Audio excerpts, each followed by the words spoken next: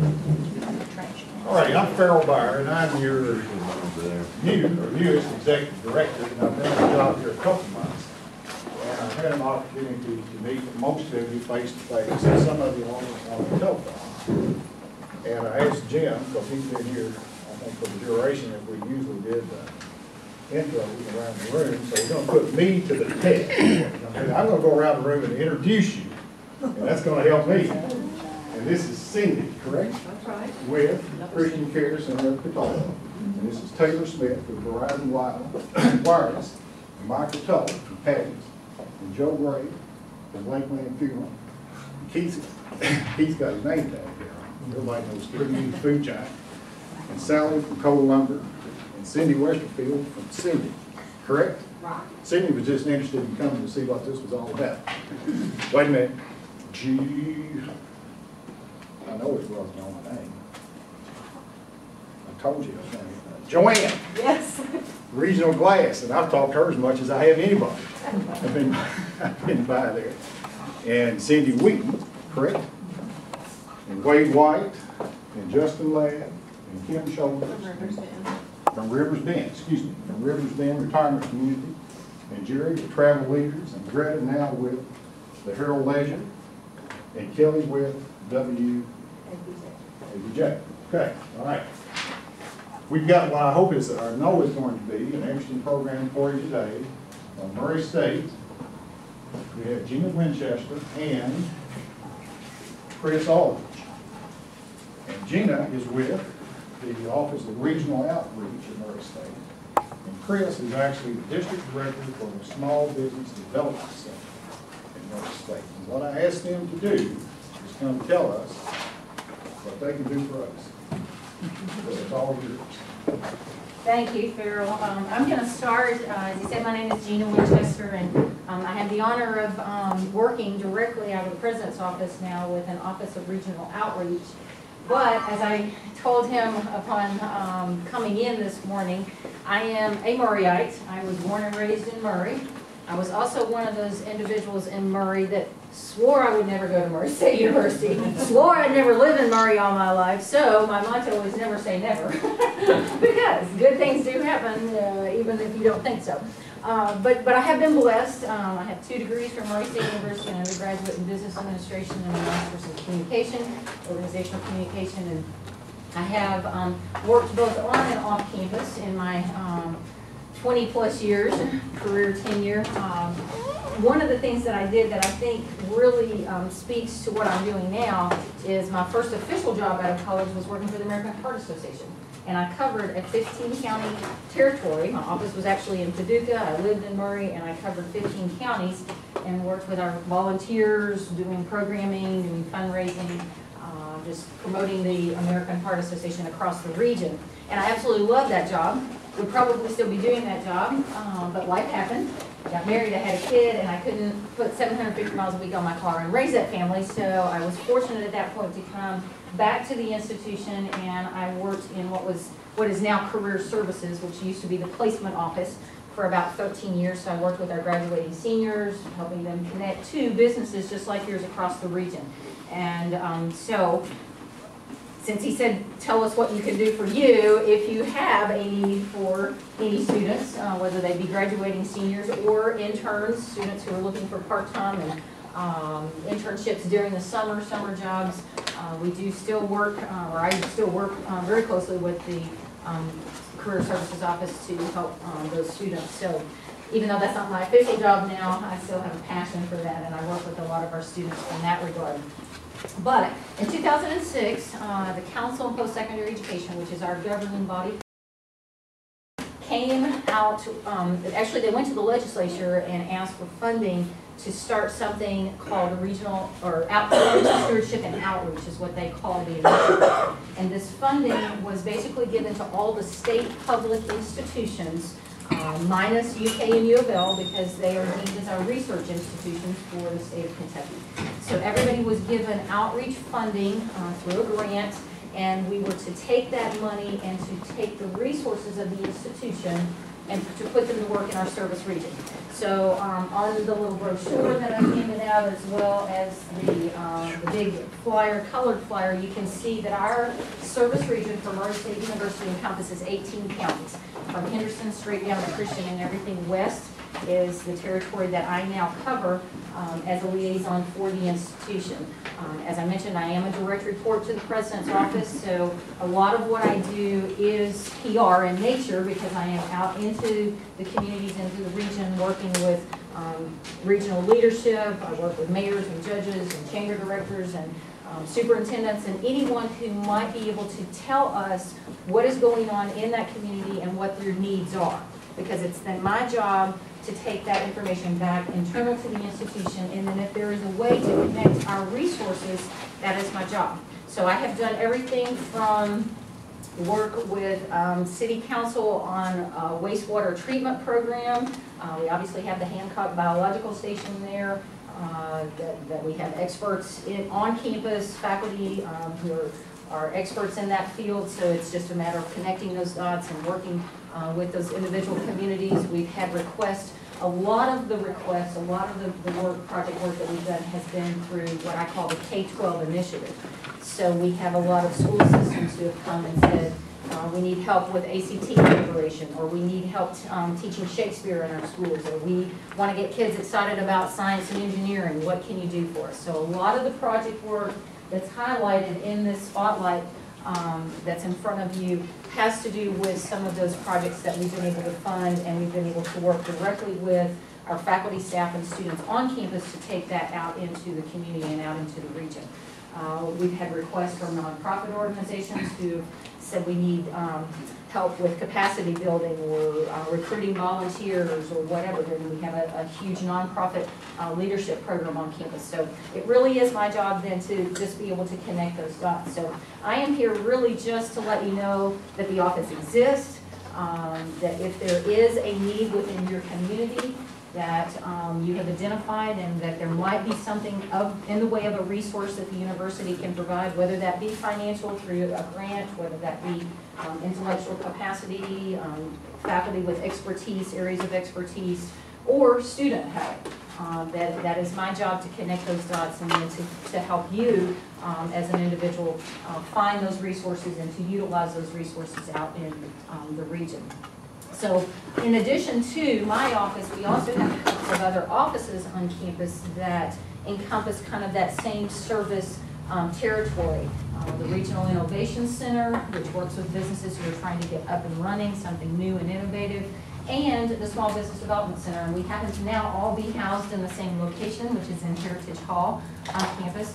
So for the rest of the duration of this presentation, I thought, because most of you are small businesses, you would be more interested in hearing what our director, Chris Wooldridge, has to say about the services that we can offer small businesses through his office. So with that, I'll turn it over to Chris.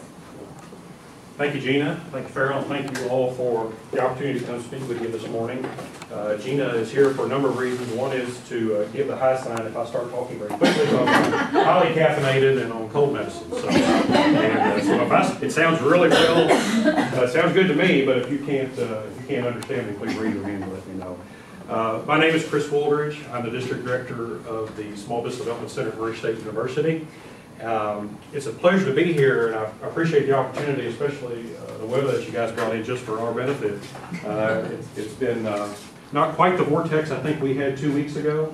As many of you know, Murray State took a little bit of a hit from that vortex, but I think we're all up and running, and our pipes are all thawed and either replaced or to be replaced, so we're back in business. Your brochure that you have here has got the PowerPoint in it, and I'm going to briefly talk about what we do, what sort of services we offer, and what the university does, and our state network, the KSBDC network, and how we think we can be a benefit to you. So if you want to take notes, PowerPoint is in the brochure folder, and that's what I'm going to be working on very quickly. Please feel free to stop me if you have any questions, and we'll try to save some time at the end for some questions. A little bit about myself. I am from Louisville, Kentucky. Moved to Murray in 1980. Graduated from Murray State University. Got my degrees there.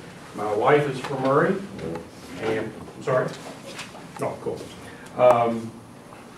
My grandfather used to own the Urban Cog Resort back in the 70s. If any of you are familiar with the Urban Cog Resort, we used to go down as kids and hunt and fish and do all kinds of things. So I fell in love with West Kentucky. And I tell everyone in Louisville that you really don't hit the real West Kentucky until you get past the Penny Rod Parkway. Once you get past that, you're really in West Kentucky, which I guess will soon be the new I-69. And we're very happy about that. A lot of great things going on in West Kentucky. We're excited to be a part of all the great things that are going on. My background is in banking, corporate and commercial banking, as well as corporate turnarounds. Have many years in lending money, helping small businesses. My wife and I owned a small business in Murray for a number of years, so what I try to bring in terms of consulting and assistance and advising are those experiences that I've sat on both sides of the desk. I've lent money, and I've also run a small business. I've had to make payroll, I've had to do inventory, I've had to do a lot of the things that our small businesses do. So I try to bring that to what we bring to the table in terms of helping our small businesses. Our services are in the folder, but I want to share with you that the services that you see in the folder and some of the things we're going to go through are free. We provide free consulting services. We do free training. We do one-on-one as well as group training sessions. We do a lot of other things that I'm going to go over with you very briefly, but please keep in mind that most of these services are free. This is an outreach program from the College of Business. As many of you may already know, Dr. Miller, who is our interim president and the dean of the College of Business, have been very active in the last 6 or 7 months to really push economic development within our region. We really feel that Murray State is one of the key drivers of driving economic development within the 18-county footprint of the university. Now, I cover 24 counties. I steal 6 from Western. Western hasn't figured that out yet, but we're not going to tell them. So if anybody, if I get a call from the president of Western before I get back to Murray, I'm going to want to be called and told him. This is some of the information in terms of Dr. J. Byron Fine College and our dean. We are part of the Kentucky Small Business Development Center Network, and you'll notice that that's on the front of your folder that I have given you. This is a network of all the SBDCs in the Commonwealth, and if you look at SBDCs across the nation, every state has a state association, state network. Now, all the universities that have SBDCs work together through this network to provide services as well. So not only do we have the research capability and the support of Murray State University, but I can also call my compadres over in, yes, Western, Northern, Eastern, Moorhead, U of K, and pull from their experiences as well. We have a number of consultants that come from different backgrounds. I have some that are from the military. I have a Marine Corps consultant over in the eastern side of the state. I have some folks who do export and import. They have some experience in that. We have a wide selection of assistance that is available through these different counselors, these different consultants, and they don't hesitate to call me and I don't hesitate to call them. So when you look at this particular network, or this particular page on the front of the folder, you'll notice down here there is a website, kspdc.org. I encourage you to go to that. That is the website of the State Association. And you can find a lot of tools and a lot of information on there as well. So we are a cooperative effort with the SBA, the Small Business Administration. The SBA provides funding at our state network level, and then the state network supports each of the universities in their mission to provide economic development. So when people call me, they say, I'm here for an SBA loan. Well, we're an SBA partner. I don't do lending anymore. I'm out of that. But we provide assistance to those folks that are referred to us from SBA or referred to us from the KSBDC network or referred to us from wherever. We help them provide information to them, and we also help them with their SBA packets. One of the services that we provide on behalf of SBA is if you have a particular request into a bank or a banker and they want to pursue an SBA deal, some banks are really fluent in SBA language and they can put a proposal together fairly quickly. Other banks may not be so fluent in it. So that banker may say, well, we'd love to look at an SBA program for you. We're going to send you to the SBDC and we can help you put that package together. And as with everything in government, it's a one-page simple process. So no problem at all in pulling that together. You can see our SBDC mission and it's in your handout. This is a little bit about our service area. This shares with you the counties that we have. I have an office obviously in Murray. We have a center office in Owensboro, Kentucky. I also keep a regular office in Paducah as well as Hopkinsville.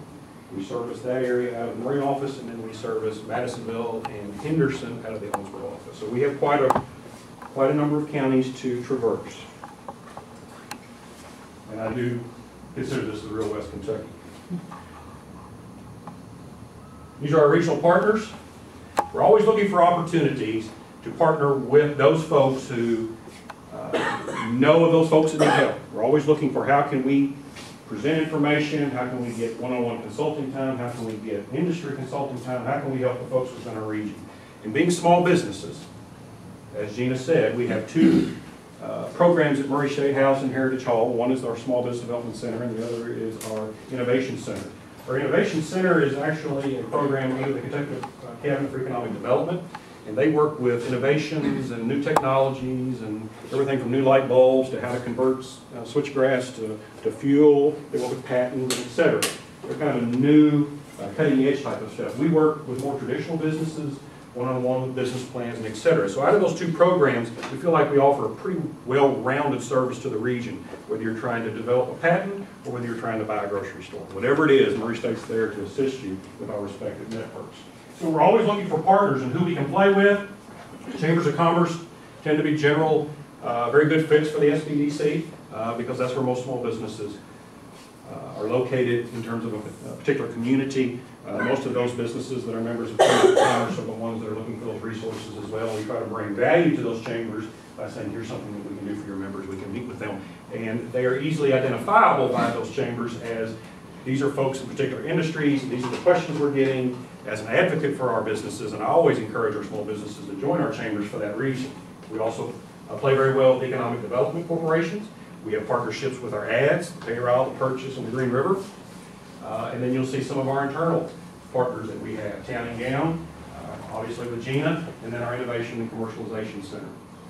And then I also look for specific people in different communities that touch businesses in different ways. Of course, being a banker, I have a natural fit with having known most of the bankers in my lifetime, so I have an immediate connection with most of those. We can do banker talk, if you will. We can talk about a particular client situation or what they're looking for and talk about all those things that people start to glaze over when they think about bankers, like collateral loan to debt ratios and all those other fun things, coverage ratios. But those things are the things that are important to that banker in helping that business. And we try to be partners with them as well and have that discussion. So when a banker says, well, this client needs some help because their coverage ratio is only a 1 or a 0.9, I know immediately what we need to do, where we need to go and start looking at, whether we're working with revenue or expenses, et cetera. So I'm not going to give you a finance class here, but those are the partners that we're looking for because those are the folks that most small businesses are interacting with, as well as with their accountants. We work with businesses accountants. How are they structuring their organization? How are they taking the benefit of the taxes? Now, I don't give tax advice, and I don't give attorney advice, so we've got that on tape. I'm saying I'm not practicing law in the Commonwealth of Kentucky. I'm not licensed. But we work with lawyers and accountants as well to help them decide what is a good fit for this business, especially if it's starting up, or maybe it's expanding. Maybe we were a partnership, and then a sole proprietor, we've taken on employees, so maybe we need to look at something a little different in terms of monitoring and managing our personal liability or our tax liability, et cetera. Yes? Do you also have classes for like QuickBooks? We do. We do. Okay. We from time to time provide training for QuickBooks. We partner with different people throughout the region. So if we've got, for instance, in this area, if someone wants some QuickBooks training, then we'll see if there's an account that may be certified in QuickBooks, and then we'll come in with them and partner with them to provide that information. If we don't, then we find some folks. But yes, we do. Short answer is yes. Great, please do. My card's in the folder. Christy, do you, when you have to partner with somebody like that, do you charge for that service? Typically we do if there's a charge to us. In other words, if I incur costs, generally the charge is to recover costs. Okay? And then insurance agents, we work with insurance agents as well. And I tell in my seminars that these bottom 4 people are really, as a small business owner, they're your big 4 consultants. These are the people that you should have in your business anyway, folks that you're working with, that you have positive, proactive relationships with and engagements, because they're the ones that are helping you manage these particular areas of your business, whether it's financing, whether it's tax, whether it's the law, or whether it's risk management. A good insurance agent is more than just someone that sells you a policy. I say that's your risk manager. That should be the person who lives with you, understands your business, your facility, your needs, and that's helping you manage the risk that potentially could damage your business. So those are some of the people we look for to work with and working with our clients. These are some of the services we provide. Business plans typically are by far the largest request for assistance that we receive. We do multiple classes on this, anything from a 15-week session to I have a 2.5-hour session that we do, walking someone through a business plan. Business plans typically are thought of when, well, I'm getting ready to do a startup, so I need to do a business plan because the banker wants to see something in writing and wants to be able to make a loan decision. And I think that's great. Absolutely. When I was in lending, we always look forward to seeing business plan because that really evidences the client's interest and belief in their business and willingness to get in there and to make tough decisions. But it's not just for startups. We have businesses that come to us and say, you know, we've been open 3 or 4 years. These things are going really well. These things are going really not so well.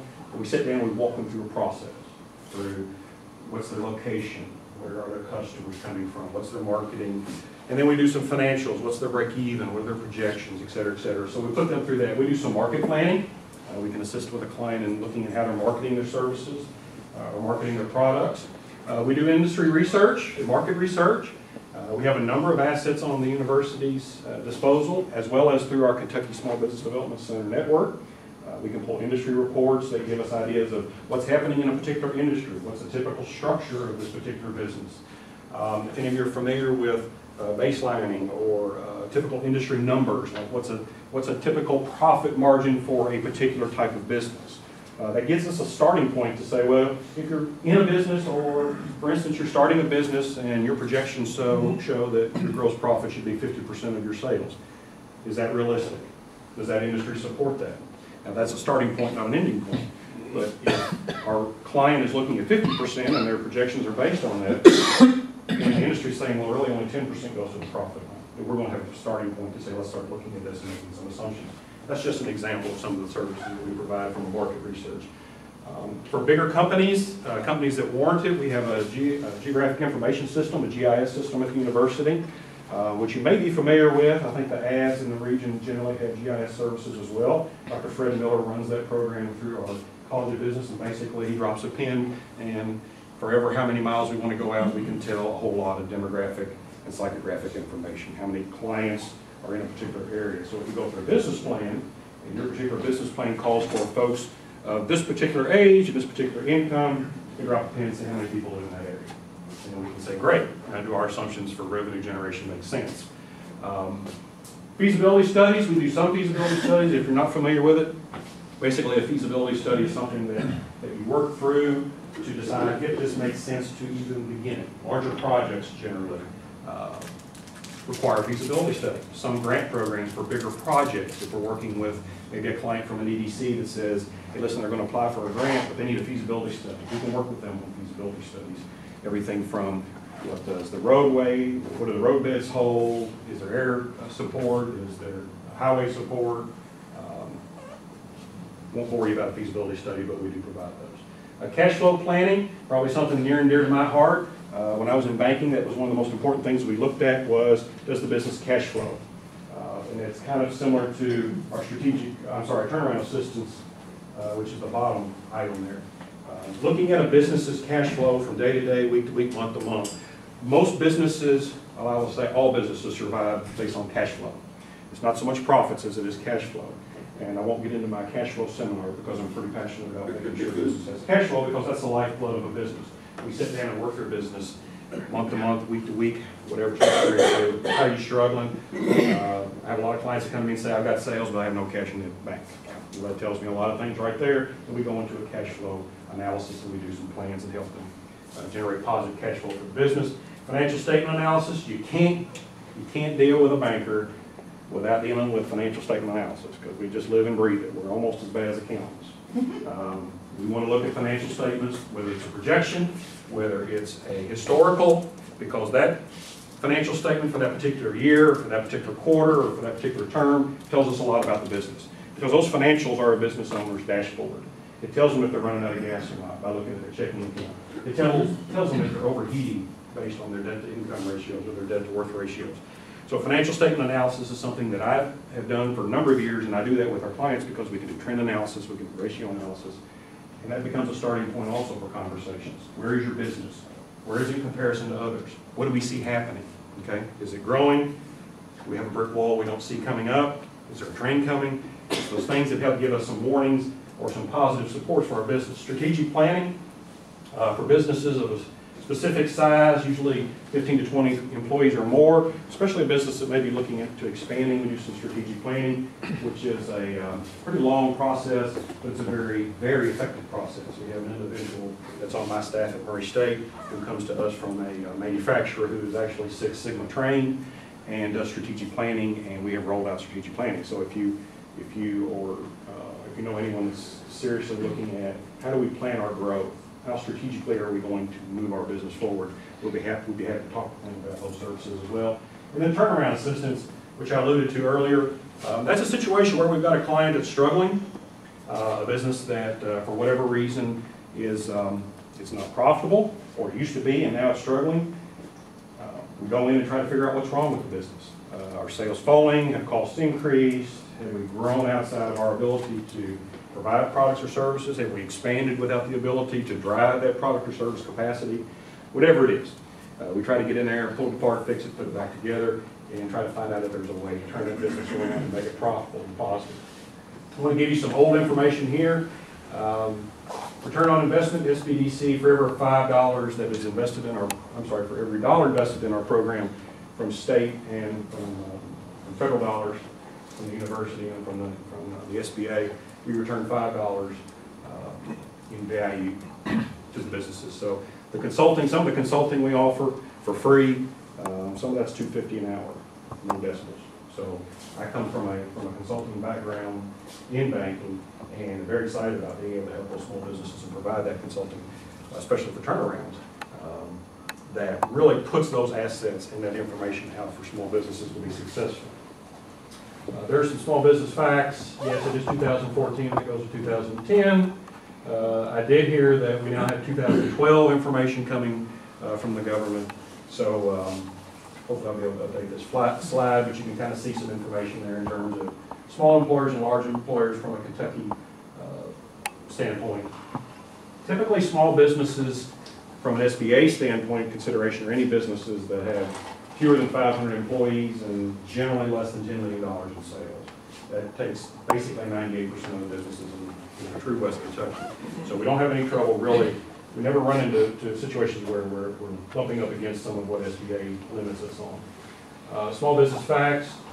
Obviously small businesses significantly contribute to Kentucky's economy.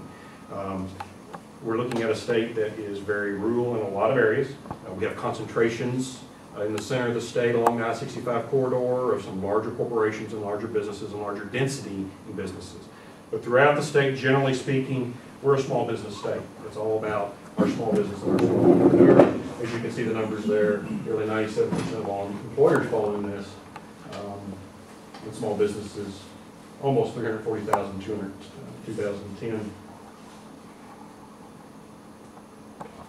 And again, I'll just kind of clip through some of this. Most employers have fewer than 20 employees. In fact, nearly 80% of our small businesses have no employees.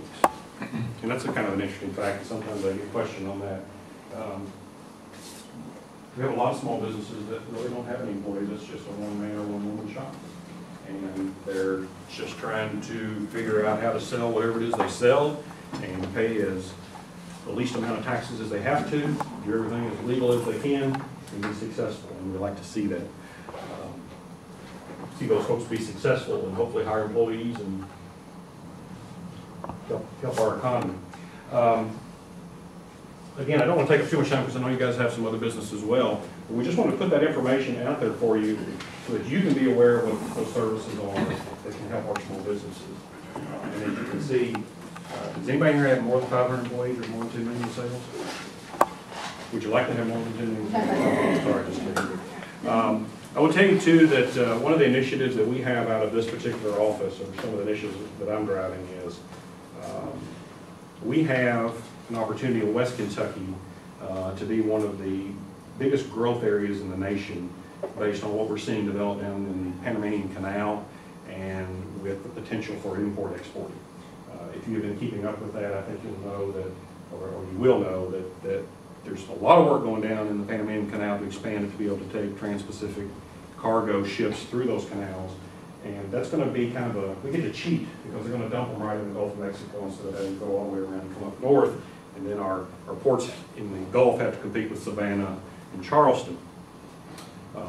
The idea is that it's going to be a lot cheaper to come up to Louisiana, containerize those things, and come up the river on barges. And we think that that's very, very likely. And our area in West Kentucky is poised to be the beneficiary of that new development. As I've said before, I think that the opportunity for West Kentucky in importing and exporting, we're going to see over the next 10, 15 years is going to be what TVA was to Tennessee when they started their electrification programs. We're going to see a lot of growth. I really do believe that. And from our small businesses, what we need to be able to do is to identify those small businesses that have export potential and finding ways to say, how do you move that particular business to an export, whether it's through internet advertising, whether it's through small manufacturers. Is there a market? And the answer is probably yes, because 97% of your market is outside the United States. The United States is retailers and suppliers, manufacturers. We represent less than 5% of the world's total business market as a global economy. So being able to containerize, especially product, and get it up to us to work on and ship back out, or whether it's us shipping out our own stuff, we're going to be in a prime location, because this is where those barges are going to start slowing down. This is where those barge companies are going to say, you know what? Or the shippers are going to say, you know what? We can stop in Paducah, we can stop around Marshall County, Calvert, and et cetera. We can drop those loads, we can put them on a truck, we can get them to within 60% of the nation within a very short period of time. So with small businesses, we're always looking for that opportunity as well from an economic development standpoint and from an import-exporting. I'll give you my dean's 10-second advertisement. We have rolled out a new logistics and supply chain management degree.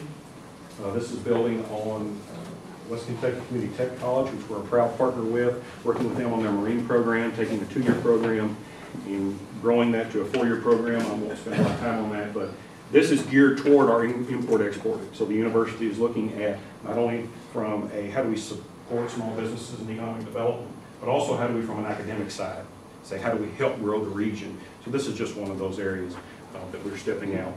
Also, the university has announced that we are, that we are rolling out a master's degree in economic development, which is a very rare degree.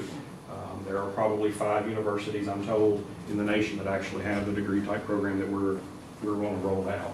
And that's to take our economic development folks and put in their hands the tools, not just the certification. Now, certifications are very important for our EDC folks. The International Economic Development Organization has a number of certificate programs in helping EDC folks learn about the regions and how to do economic development. But we're really finding that a lot of our folks are saying, you know, we'd really like to have an academic program. We're looking at some very successful programs in the South, into the West, and we're going to roll that out. So again, if we continue to plant those seeds and continue to water those, we just really feel like it's going to be the opportunity that the region needs in economic development. So having said that, that's the 10-second commercial that lasted a little longer than 10 seconds. So I can take some questions now, or we can let you guys move on to your business and hang around. I'll be around for a little while longer after. You are the business. I'm what? You are the business. I'm the business? You're the show. Oh, good. Yes, sir. That's the best thing I'll be called all day. Go ahead. You guys supply information on the healthcare rollout and all that stuff? We can, yes. We pull most of our information from the SBA website and through the SBA contacts, because it's a federal agency and they have, we'll say inside track, but they get most of the current information that we receive. We pull from HCA. And if you're interested in it, give me a contact. I'll be happy to send you the flyers on that. As you know, that's an evolving thing. And whether you like it or not like it, it's here, and it's something that has to be dealt with. And you know, the regulations, when they're going to be implemented and how they're going to be implemented, sometimes that gets a little bit off and on. We throw a lot of switches on and off, but it's tough to navigate that. But we provide what information is the most current that we can get our hands on and share it, and sometimes we're learning it just like everyone else. Quick question, if you have an employee that you're trying to keep them under 120 hours for the month, and it's based on 30 hours a week, is it 120 hours in a month? Can you work them 35 one week and 20 the next week? Or is it gonna be based weekly? I believe it's weekly. So it's gonna be based on. I believe it is. And is it based on the number of hours divided by the number of employees, or is it based on the individual employee? There are a couple of different schedules that you kind of have to look at. In other words, you can't go all part-time folks and say I don't have any compliance requirements, because there's an FTE equivalent, full-time equivalent.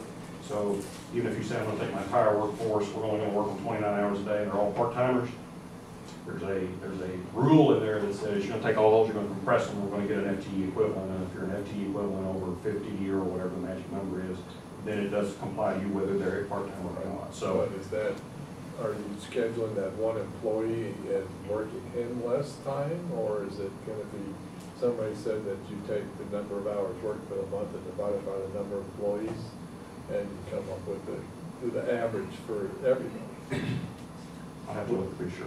which is the. Let me address that. I know we had a presentation about a year ago, I think, from Peel College on the rollout. And actually, our next lunch and learn, the topic is to be exactly what you're talking about. And I do not have a speaker schedule. So I'll be going on, you can find something. We can help you. Yeah, we've actually partnered, I'm sorry. No. Go ahead. We actually partnered with Peel and Holland and SBA. SBA came down and did a push out on the ACA as of that day, and the regulations.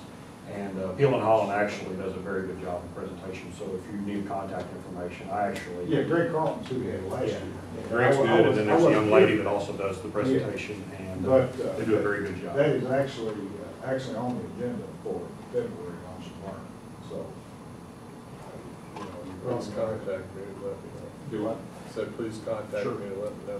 We will, and, we'll do the same thing that we did for this one, and, this being what, the 20th or so of January, we'll just have to look at the schedule of when we can get somebody here. And obviously, we want to get the right person here, but they can answer your questions. I'll give you some contact information that we use. And that'd be great.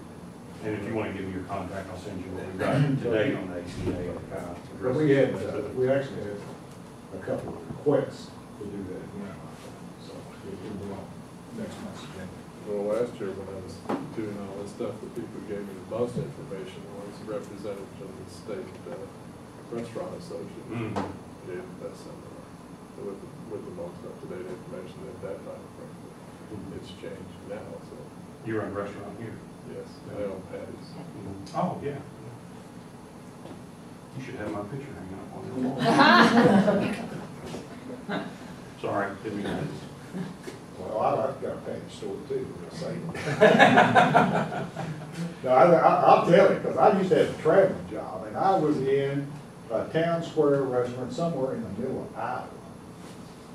And I heard somebody come in the back door, and they were talking to the owners, and they were talking about their motorhome trip down south and up through Nashville and I-24, and they come up through this place called Land Between the Lakes. They stopped in Grand Rivers, and they went to Patty's Restaurant. I'm in the middle of Iowa. So you Talking about pork chops. talking about pork chops, yeah, but, it's just everywhere you go. I'm sorry. Any other questions? Well, be sure and look through the information in the folder. You've got my card there. We're located on campus. I would love to talk with you about the opportunity to come maybe do some more sessions with you, maybe on specific topics. So if you collectively have interest in cash flow or financial statements or QuickBooks or something along those lines, we're always looking for opportunities to come in and do training, connect with our small businesses, and try to find a way to make them profitable, or if they're profitable, make them more profitable and be successful. Because honestly, it's all about all of us. It's whether one community struggles, they all struggle. And from our state standpoint, from the Kentucky Small Business Development Center standpoint, it's about making us more successful in helping economic development and keeping our folks here. So when they roll out of West Kentucky Community Tech, or whether they roll out of Madisonville or wherever, or Murray State or anywhere, they've got jobs, because that's what it boils down to. You've got to have jobs to have economic development, and that's what we want. So I'll be sticking around a little bit afterward and appreciate the opportunity. So thanks for your I time. have one quick Yes. question. Go ahead. It might be more directed at you. This career in logistics and supply, is this information going out to the high schools for Yes, students that are? yes, this is brand new. Yeah, so, because this is um, definitely the way this community is going to go. So yes, it is, we're doing a lot of marketing through our school, or our, not school relations, yeah, school relations office, the counselors that are going out into the schools out in our region, they are just now beginning to take that information out to the That's students. good. And there's more information on the website that you can go and look at as well. I was just gonna ask, because it always interests me when I go out into the region and meet individuals, how many of you had heard of and knew about the Small Business Development Center before today? Okay, about half? Okay. So, and how many of you think that that's something that you can utilize now, that you know more about it? Thank you. So thank you, Farrell, for introducing us to these wonderful people here in Lane. Well, please know here, Murray State is your university. So we're here to help you, whether it's contacting Gina for what she offers, whether it's myself, whether it's Loretta Daniel or ICC or any of our deans. This is your university. It's your footprint, it's your university. So please don't hesitate to call us and let us know how we can help. Is there any pool with grades? I'm sorry? Well, Turn the camera off. Right on. Oh, I'm just kidding, I'm Camera just off. kidding, just kidding. I'm just kidding. We know people who do, but we don't have any influence on that, but that's, we do know those. Trade grade A for some pork chop dinner. hey, I've taken care of parking tickets too, by the way. Anyway, good deal, thank you very much. Thank you.